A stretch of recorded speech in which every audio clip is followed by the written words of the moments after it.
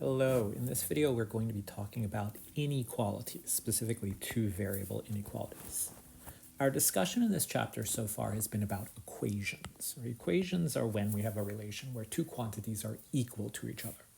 But there are a lot of contexts where we don't actually want them to be equal. We want them to be unequal in some known way. We want one thing to be bigger than another or one thing to be smaller than another. And if we understand how equations work, we can apply a lot of that to understand inequalities and graphs of inequalities representing an inequality visually. So just a little bit of vocabulary is that a linear inequality is an inequality. So its inequality means it has one of these symbols, less than or equal to, greater than or equal to.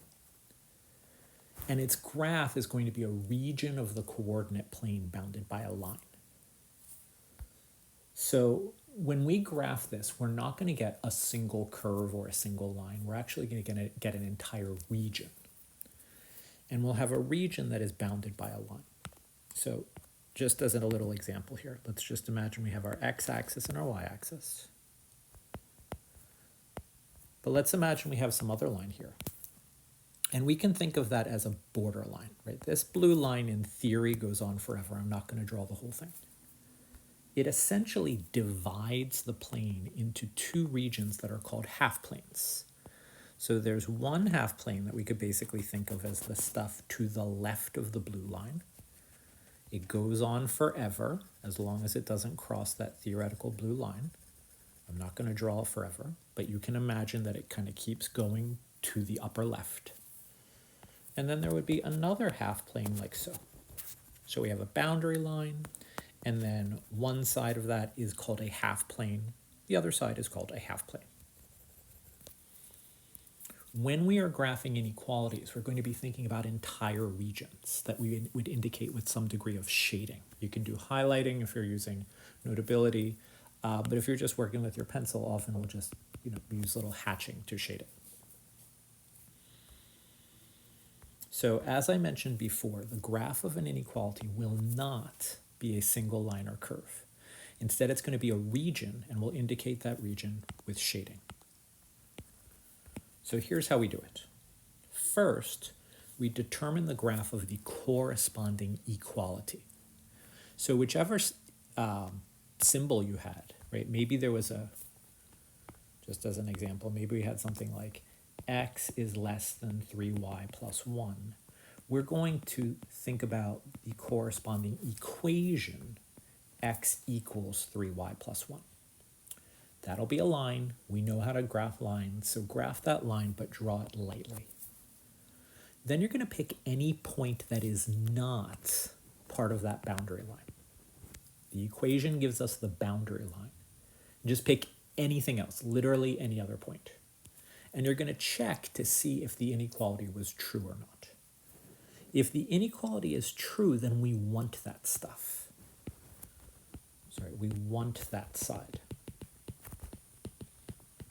We are trying to give a visual representation of all of the xy's that make this inequality true. If it's not true, then we want the other side.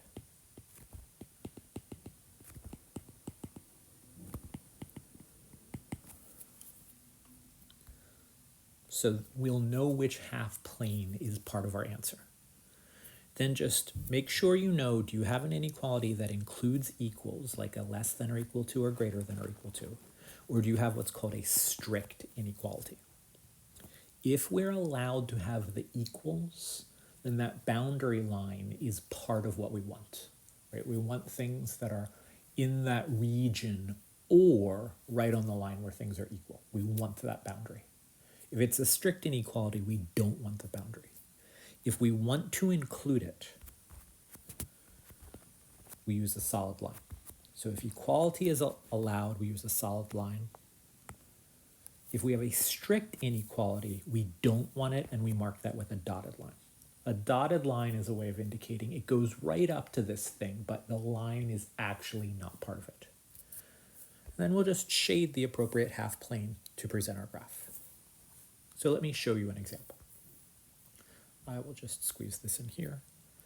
Let's graph x plus 2y is greater than or equal to 4.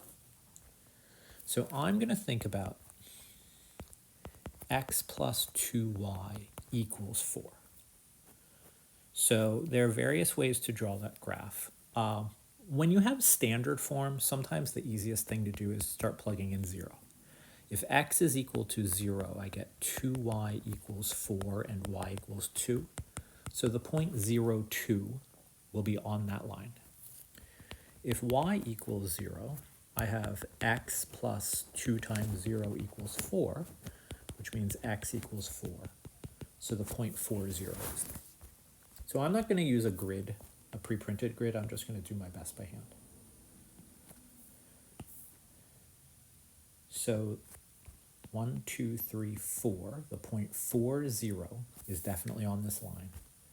0, 2 is on that line. And so the boundary line, so I'll use the pencil tool here. That's my boundary line. It goes on forever. If you want to draw the arrows, go for it. So when I solve this, I'll basically be getting one of the sides of that line. To figure out which side, I just pick any point not on the line. Right? 0, 0 is really easy to check. So if x and y are 0 and 0, let's just see, is this true or not? 0 plus 2 times 0 is greater than or equal to 4. 0 is greater than or equal to 4. That's not correct. So basically what I know is the side of the line that has this green point is not the side that I want. I want this side. So I will start a little bit of my shading and I'll finish it later. I know I want all this stuff up here. Now what about the line? So this is x plus 2y is greater than or equal to 4. So that's okay. If we're on the line, it's acceptable. So I'll now draw this line a little bit thicker to indicate that that's what I want. And then I'm actually going to hide this, and I'll do this more traditionally. I will just do some sort of shading like this. This is what you would do on a test or quiz when you're using your pencil. So this is our way of indicating all of the points that make this inequality true are the points that are literally on this line or on this side of the line. And we can check. If I just randomly pick a point like 1, 5, does 1, 5 make that true? 1 plus 2 times 5 is greater than or equal to 4? Yes, that's true. If you pick any point over on this side, this region that we've shaded in, that combination of x and y will make this inequality true. So try this one. Graphing y is less than 3x minus 1.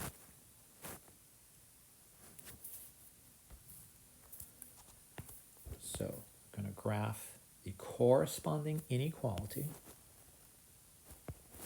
My y-intercept is at -1, and my slope is 3, so over 1, up 3, over 1, up 3. Doing this without the grid right now.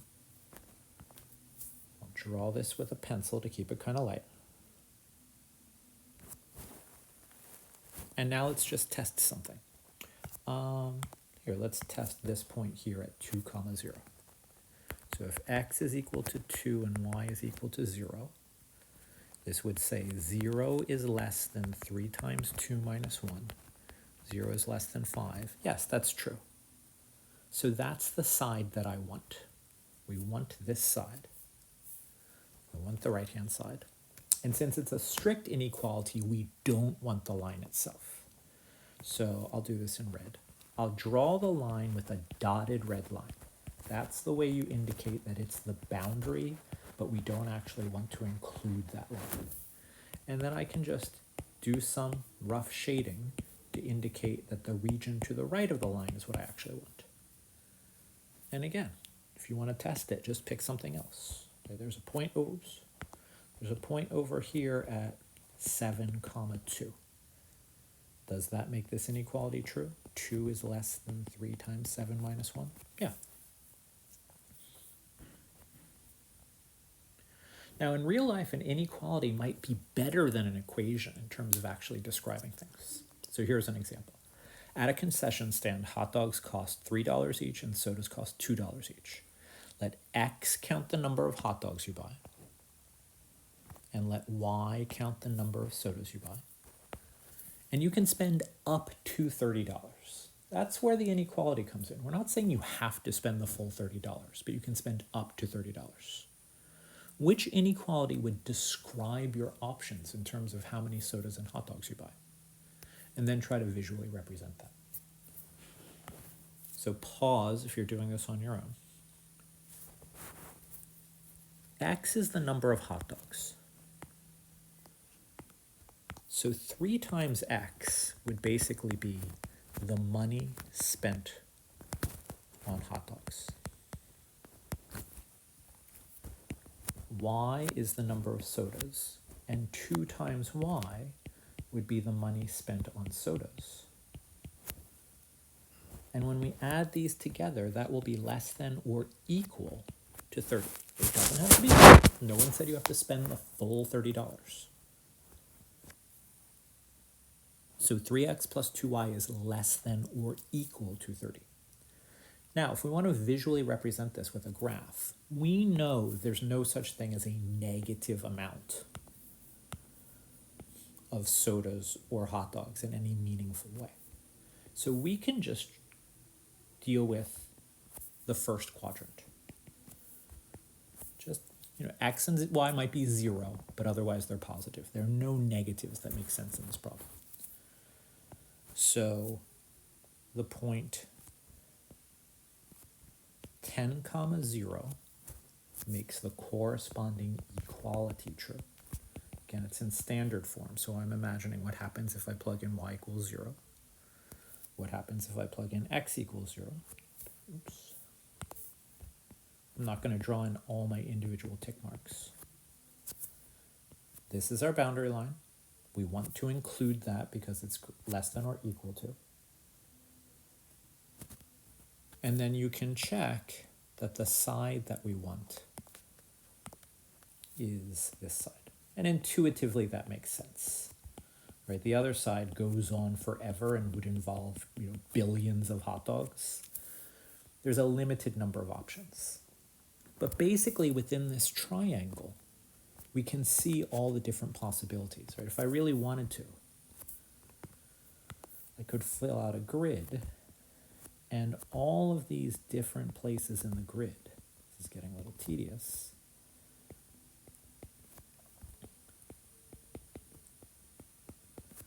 but assuming we have whole number coordinates, each one of these dots that I'm drawing theoretically represents one possibility for what you do in terms of how many hot dogs you're buying and how many sodas you're buying. Right? So for example, here we have, it looks like 6, 3. It is acceptable to get 6 hot dogs and 3 sodas. Right? That is something you can do, and we have a visual representation for that. All right, one last thing. The techniques for graphing linear inequalities can be applied to graph other kinds of inequalities, as long as we know how to graph the corresponding equation as a boundary.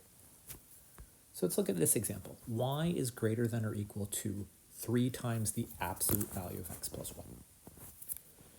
So the boundary is the corresponding equation. And we know how to graph this. This is like our normal absolute value v, but it's 3 times as steep and shifted 1 unit to the left. So again, I'm not doing this with the regular grid. I'll just do my best to draw something reasonable.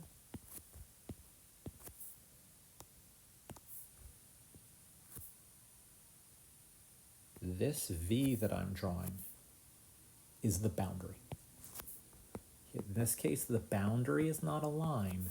The boundary is V-shaped. And so we're just going to see of these two regions. Now, we wouldn't really call them half planes, but we could basically say there's sort of the region inside the V, and then there's this bigger region outside the V. one of those will be our solution. Compared to the V shape, which side do we want? Right? Maybe side feels a little strange, but I think it's a reasonable word. So we could test 0, 0. If we put in 0, 0, we would have 0 is greater than or equal to 3 times the absolute value of 0 plus 1. And that is not true.